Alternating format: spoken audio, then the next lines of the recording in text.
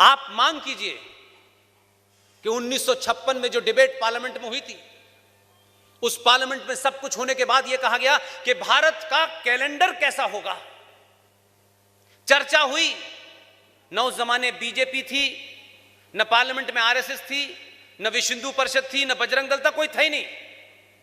सब महान लिबरल लोग थे।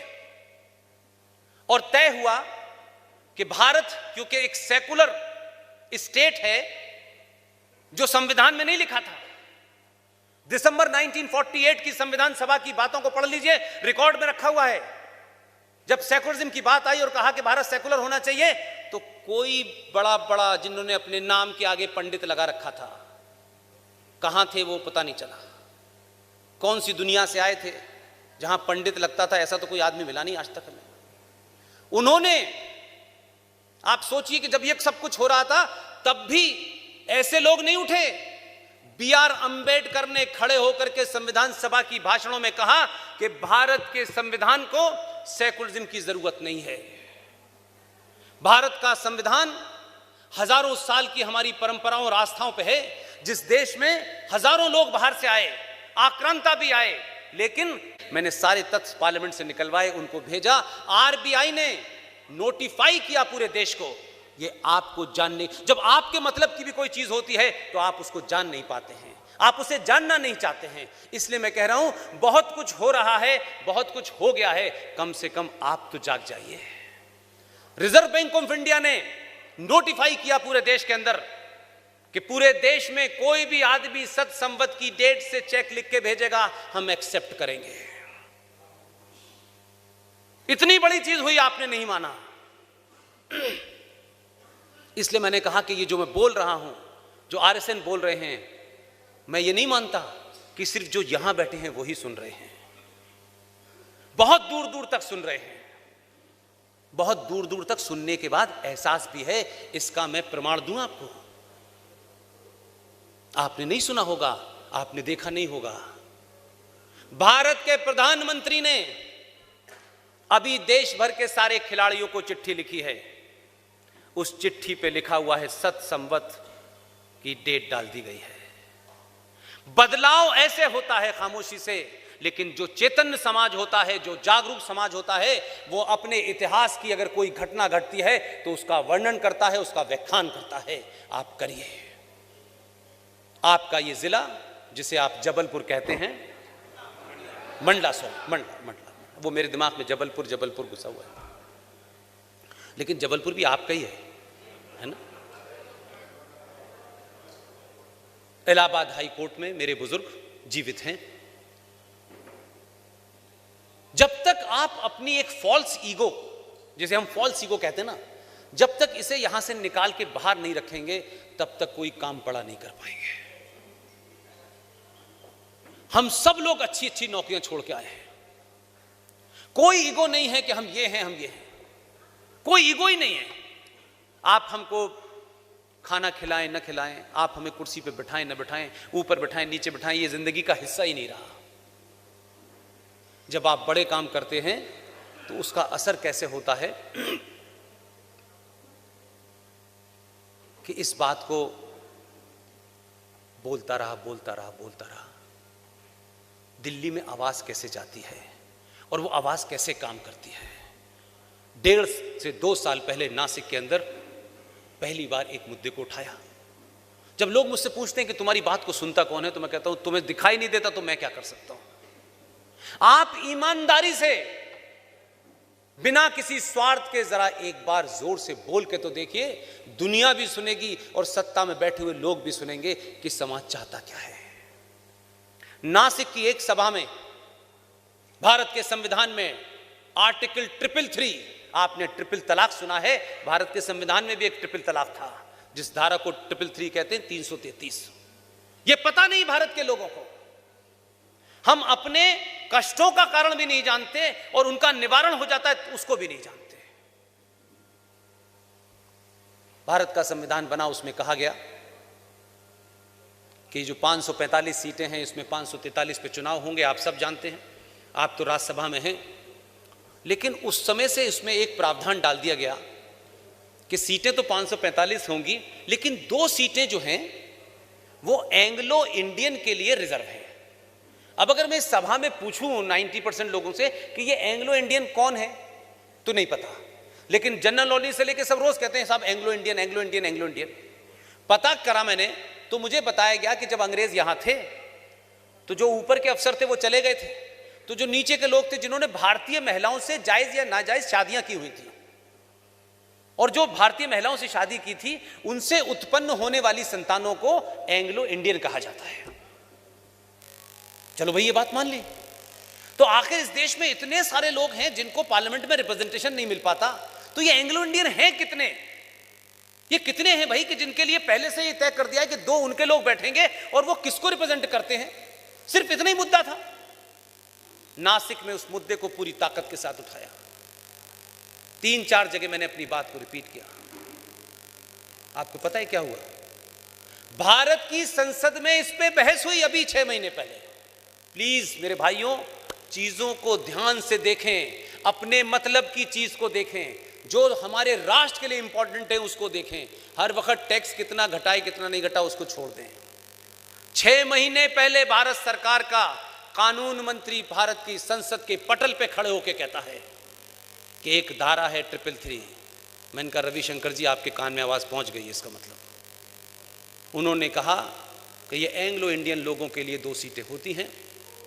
उन्होंने जनसंख्या का आंकड़ा दिया। भारत में एंग्लो इंडियन कम्युनिटी की आपको पता है कितनी बड़ी जनसंख्या है? अरबों खरबों में है वो, ढूंढने से नहीं मिलते। उन्होंने क्योंकि संसद के पटल पे यह बयान दिया है, इसलिए इस बयान से वो इधर उधर नहीं हो सकते। उन्होंने कहा कि हम इसको हटाने जा रहे हैं, क्योंकि जब हमने पता किया सेंसस से तो भारत में एंग्लो इंडियन कुल मिला के 262 है। आपको निशाना लगाना आना चाहिए। ये मुद्दे खत्म होंगे तब आप आएंगे, तब चीजें आप चलेंगी। इसलिए इस तरीके की सभाएं खूब करिए। हमसे ज्यादा काबिल लोग इस देश में हैं, हमसे ज्यादा अच्छे स्पीकर इस देश में हैं, लेकिन जो लोग राजनीतिक तौर पे कहीं जुड़े हुए हैं उनसे दूरी बना लीजिएगा। उनकी समस्या है वोट, और राजनीति और एमपी और एमएलए से बढ़ के आगे नहीं देखते। और इस किस्म के मेंबर ऑफ पार्लियामेंट को जरूर बीच बीच में सभाओं में बुलाएं, ताकि लोगों को एहसास रहे कि सत्ता बदली है, माहौल बदल गया है। अब एमपी ऊपर बैठने की जिद नहीं करता, और जब ये नीचे बैठते हैं तो इन्हें एहसास होता है यहीं से गए थे, इन्हीं के बीच लौट के आना है। 5 साल का सफर परमानेंट नहीं है। आखिर में सिर्फ एक ही बात कह के बात समाप्त करता हूं, क्योंकि कल जबलपुर में बोलना है, कुछ और मुद्दे हैं। अपने घर जाइए। आज आरएसएन सिंह साहब का जन्मदिन है। मैंने सुना है कोई एक फ्रॉड है सेंट फिडेलिस नाम का, उसके नाम से यहां वैलेंटाइन डे मनाया जाता है। जब तक ये नहीं था तब तक हम क्या मना रहे थे? इसलिए सरस्वती कॉन्वेंट स्कूल में जब अपने बच्चे को माएँ भेजें और पिता भेजें, तो पिता माता ये जरूर बात करें कि सरस्वती और कॉन्वेंट का रिश्ता क्या है।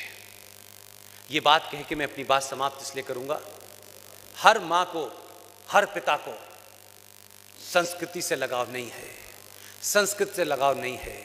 अंग्रेजी बोलता हुआ बच्चा मेहमानों के बीच में आ जाए तो हम अपने बच्चे को ठूस ठूस के कहते हैं वो वाली पोएम सुनाओ, Jack and Jill, Jack and Jill. और जब तक वो सुनाता नहीं है तब तक उसकी विद्वता साबित नहीं होती, और पिताजी का सीना चौड़ा नहीं होता कि देखिए अंग्रेजी बोलता है, मैं तो बोल ही नहीं पाया, ये बोलता है। ये गर्व की बात नहीं, ये शर्म की बात है, ये गर्व की बात नहीं है। क्योंकि हम भेड़ चाल की तरह जी रहे हैं। कॉन्वेंट स्कूल की परिभाषा क्या है? कॉन्वेंट शब्द की परिभाषा क्या है?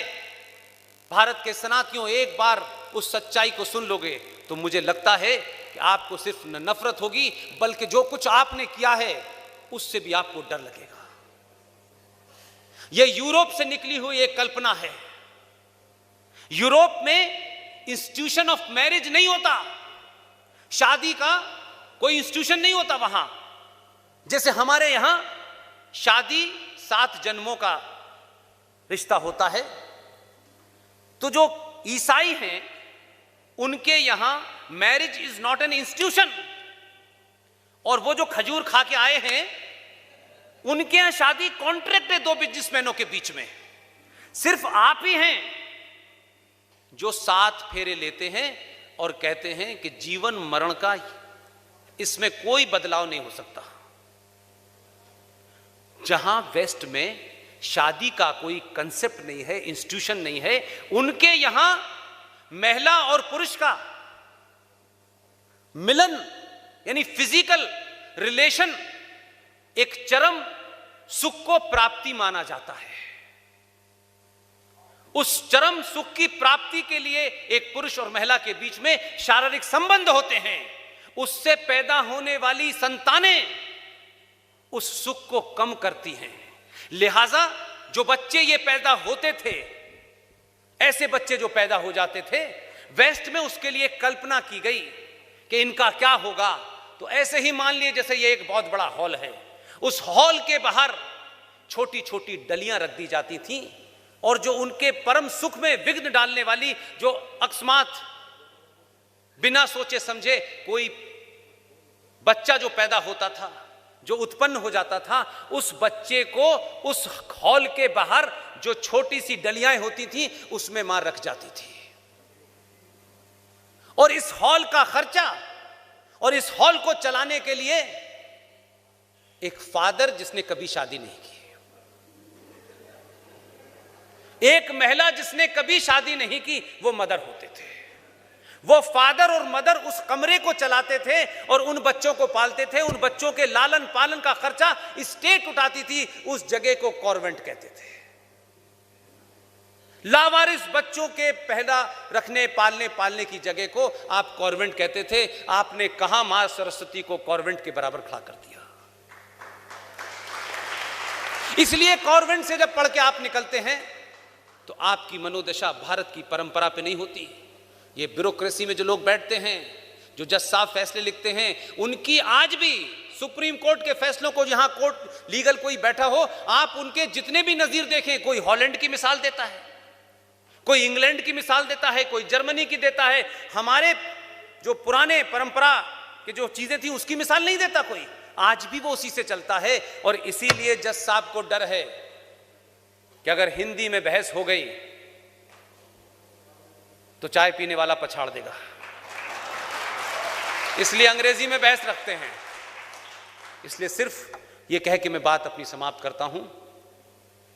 अपने घरों में पुरुष अपनी मां, अपनी बहन, अपनी बेटी का, उसके सम्मान का, उसके आत्मसम्मान का पे कोई समझौता न करें। जीवन एक बार मिला है, 1000 बार रोज मरने से अच्छा है एक दिन शेर की मौत मर जाओ, कोई फर्क नहीं पड़ता।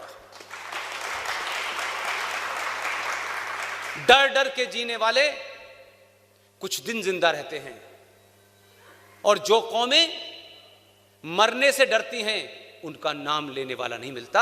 इसलिए मरने का फन जिसे आ जाता है वही सभ्यताएं जिंदा रहती हैं। आपने मेरी बात सुनी, धैर्य के साथ सुनी। आप सबका बहुत बहुत धन्यवाद। Thank you very much.